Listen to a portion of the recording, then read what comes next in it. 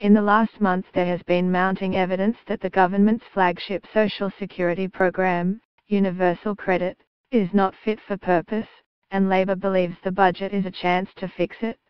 The original objectives of Universal Credit, UC, were to simplify social security support while ensuring that work always pays, and fundamentally to reduce child poverty.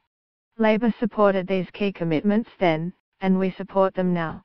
But UC is failing to deliver on its objectives, as we have heard from respected charities including Child Poverty Action Group, Trussell Trust, Citizens Advice and Gingerbread.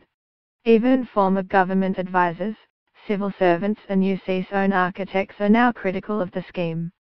The government's social security reforms were meant to respond to the changing world of work, where labour markets are increasingly flexible and jobs insecure. According to the TUC, 1 in 10 people in the UK are in jobs that are poorly paid, precarious and short, the low pay, no pay cycle. In spite of the government's mantra, for millions of people work is no longer a route out of poverty, the fact is that 4 out of 5 people in low-paid work will still be in low-paid work 10 years later. Others have seen self-employment as a route of escape, more so as this government ramped up its punitive sanctions regime. 80% of employment growth since 2008 is down to rising self-employment.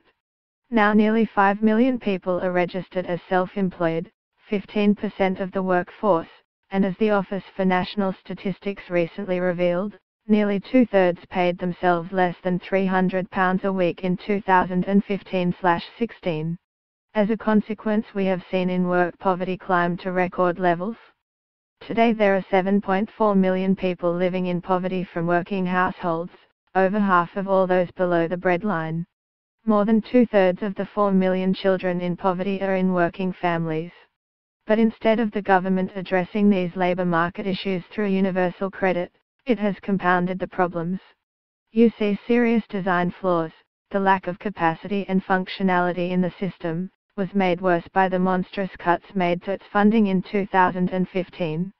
As it is being rolled out, universal credit is pushing people into debt and rent arrears, with many people in social and private rented housing being served eviction notices. The 6-week wait for the first payment built into the design has been shown to be the key driver of this debt, even in households that weren't in debt previously. In Greater Manchester, where universal credit was first piloted, the average arrears are now £824, compared with £451 for non-UC tenants. No wonder the Trussell Trust is reporting that demand for emergency food parcels is 30% higher in areas where universal credit is being rolled out. More people are turning to food banks to bridge the gap. The monthly payment in arrears is another issue. The government argues that this reflects how people are paid in employment. Yet analysis by the Resolution Foundation shows that 58% of those moving on to the UC system work were paid weekly or fortnightly. This also means that because there are 5 paydays in December for workers paid weekly, 67,000 people will have a total monthly income that's too high to get the same or some universal credit payment.